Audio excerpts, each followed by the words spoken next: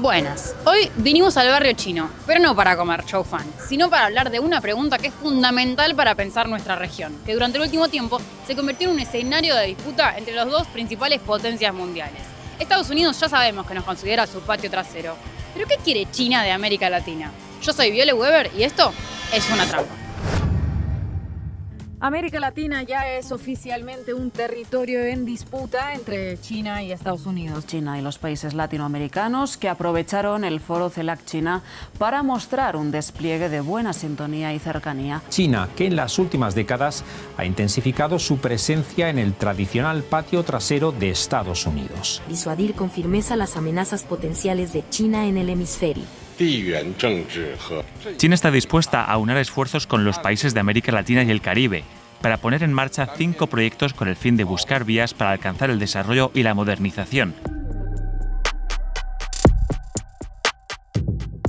Desde su incorporación a la Organización Internacional del Comercio en 2001, China se asentó como potencia en ascenso, ya que finalmente fue habilitada a participar de los foros económicos y financieros que orquestaban el comercio global. China's entry into the WTO should mean easier access for foreign companies. Paralelamente, China se dedicó a alimentar sus relaciones bilaterales con gran parte del sur global, como parte de su estrategia de la Franja y la Ruta, también conocida como la Nueva Ruta de la Seda, que consiste en el financiamiento de obras de infraestructura a lo largo y ancho del mundo. Con un plan de desarrollo planificado, logró ampliar su alcance, convertirse en el principal socio comercial de medio mundo literalmente y disputarle a Estados Unidos el rol de primera potencia económica global. China sigue consolidándose como un socio comercial confiable para varios países.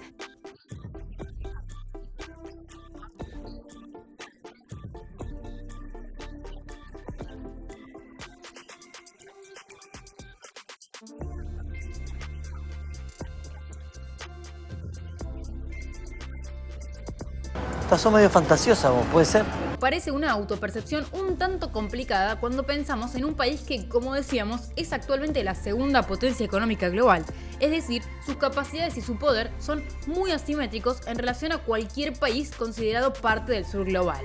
Sobre esto charlé con Ariel Slipak, economista y docente de la UBA, además de coordinador del área de investigación de la Fundación Ambiente y Recursos Naturales. Es evidente la asimetría en cuanto a lo comercial, lo financiero, la capacidad de negociación, el peso en foros internacionales. Digo, China, además de empoderarse dentro de las organizaciones de la gobernanza global, también fue creando instancias paralelas, digamos. No es menor liderar un banco como el Banco de Infraestructura e Inversión Asiático o liderar una iniciativa como la Franja y la Ruta, y también participa en instancias multilaterales, pero siempre lo importante queda en negociaciones bilaterales, desde luego.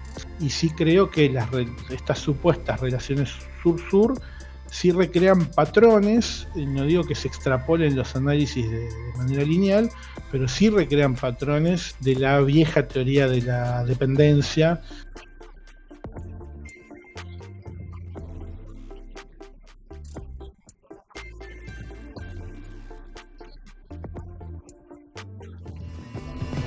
¿Sabes qué sí es cooperación sur-sur? Sumarte con un aporte a Mate. Haz una suscripción mensual o pone un aporte único en nuestra web, somosmate.ar, o escaneando el QR en pantalla. Aunque si estás en el norte o en cualquier otro país, también podés aportar desde PayPal. Acuérdate de que un aporte pequeño para vos es fundamental para nosotros. Sigamos.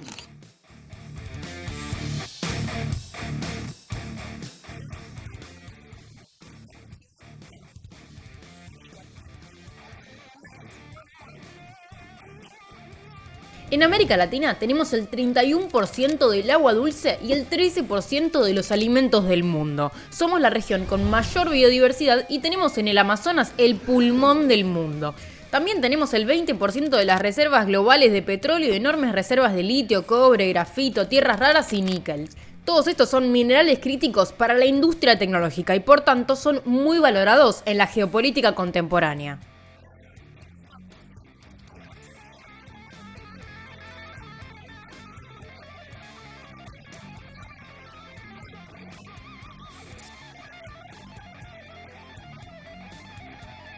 I also want to thank our troops for the masterful job they did in taking the country of Venezuela in a matter of minutes. I do believe I'll be having the honor of taking Cuba. Whether I free it, take it, I think I can do anything I want with it. Estados Unidos inició una nueva operación militar, ahora en Ecuador, contra organizaciones terroristas en conjunto con las autoridades ecuatorianas. After I'm finished with this, I can go to Venezuela. I will quickly learn Spanish. It won't take too long. I'm good at language. And I will go to Venezuela. I'm going to run for president.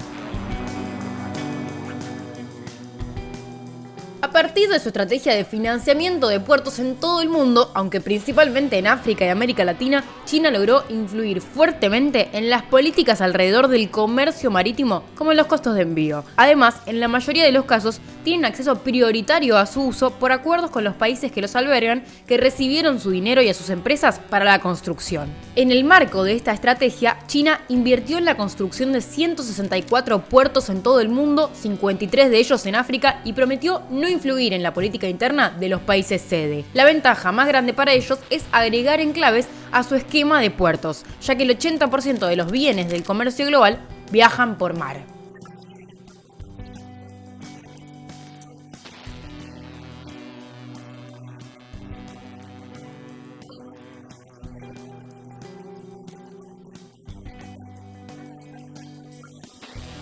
Incluso algunos mandatarios tuvieron que lidiar con problemas internos a raíz de la posibilidad de ampliar las negociaciones con China. Por ejemplo, el presidente uruguayo Luis Lacalle Pou, quien anunció negociaciones para un acuerdo de libre comercio con China, aun cuando esto implicaba romper las reglas del Mercosur, que indican que este tipo de negociaciones deben hacerse en bloque. O el caso del expresidente peruano José Gerí, quien tras 4 meses de gobierno fue destituido por una moción de censura por tráfico de influencias tras mantener reuniones extraoficiales de trasnoche con empresarios chinos.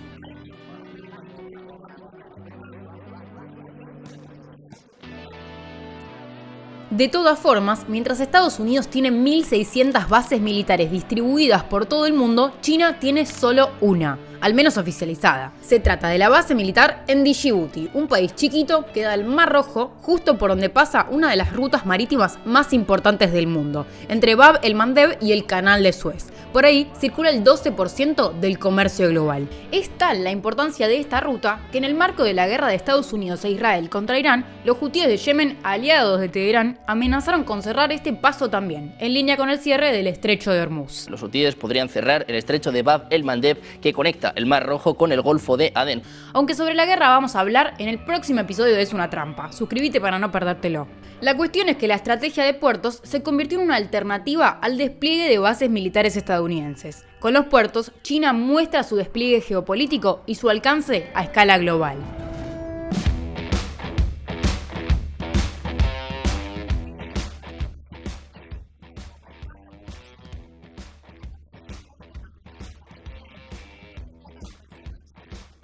Formalmente se describe como financiamiento para el desarrollo internacional y se otorga a múltiples países de renta media o baja. Los acuerdos mediante los que se entrega este financiamiento tienen condicionalidades y cláusulas secretas. Para entender más sobre este tema, consulté a Brenda Vladisauskas, economista de la UBA y maestranda en Política y Economía Internacional, quien es investigadora del Centro de Estudios Argentina-China. La mecánica suele ser que China presta a través de, por ejemplo, el Exim Bank, el Export-Import Bank of China, generalmente atado a proyectos de infraestructura ejecutados por empresas chinas. Además del financiamiento de los megaproyectos que se organizan bajo la iniciativa de la Franja y la Ruta, los bancos del Estado chino ofrecen financiamiento complementario, como por ejemplo con los swaps de monedas.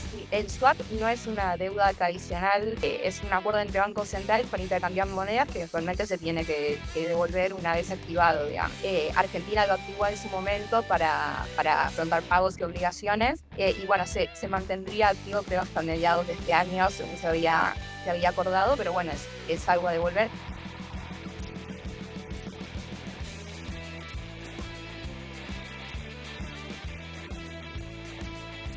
Entonces aparece el riesgo de la crisis de la deuda y que los países deudores tengan que hacer malabares para cumplir con los vencimientos. Incluso hubo rumores de que China compromete los recursos naturales de los países deudores para embargarlos en caso de incapacidad de pago. Pero Brenda descarta estas especulaciones. De la trampa de la deuda, ¿no?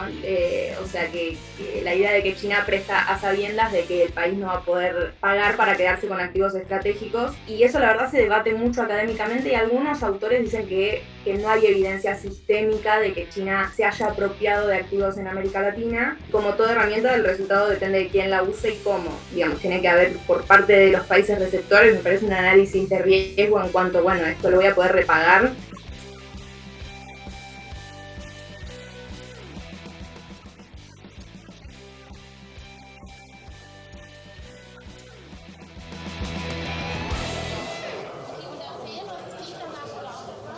Los mercados latinoamericanos son fundamentales para China, porque los bajos costos de producción les permiten inundar los mercados. Algo que se exacerbó a partir de la irrupción de plataformas como Shein o Temu, que ofertan infinita cantidad de productos a precios inexistentes en la industria local, incluso ofertándoles a precios más bajos de los que lo venden en la misma China. Es decir, hacen dumping. Esto genera grandes pérdidas para el sector manufacturero latinoamericano, que no puede competir con los precios de estas megacorporaciones, cuyo modo de producción está basado además en mano de obra que acá consideraríamos esclava.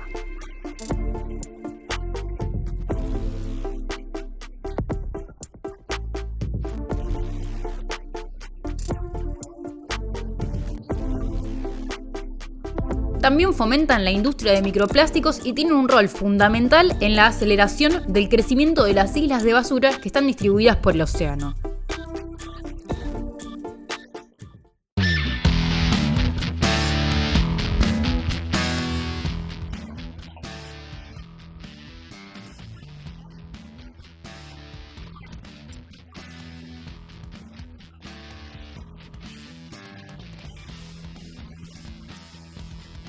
Ariel Slipak sostiene que aunque se repita que las inversiones en infraestructura generan empleo, en realidad es más complejo. Cualquier obra de infraestructura crea empleo. El tema es que las obras de infraestructura también reconvierten los perfiles y las matrices productivas. Entonces, nunca aparece ninguna cuenta del empleo destruido para el sector pesquero del megapuerto de Chancay, o, por ejemplo, el impacto a la biodiversidad y el impacto al turismo y el impacto en derechos humanos vinculados al acceso a la costa por parte de la población. La cuenta siempre es injusta, porque cualquier proyecto va a generar empleo y demás en etapas de construcción. El tema es cómo transforma la matriz productiva.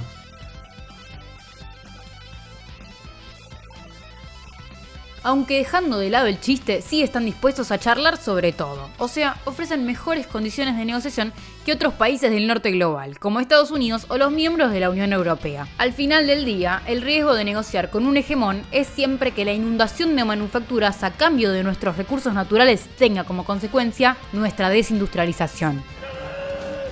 China intenta a toda costa ampliar la cooperación con países latinoamericanos, ya que, como decíamos, nuestra región es un escenario en disputa entre China y Estados Unidos. China se instala en América Latina para comprar materia prima barata y vender sus manufacturas, pero también para poner unas cuantas bases militares, empresas extractivistas, un megapuerto y hasta un corredor ferroviario bioceánico, todo a su disposición. Aunque China demostró mayor flexibilidad que Estados Unidos para negociar con otros países específicamente del sur global, la condición de asimetría nos vuelve especialmente vulnerables a los espejitos de colores del gigante asiático, que como siempre está enfocado en su único objetivo, planteado detalladamente en su plan de 5.000 años.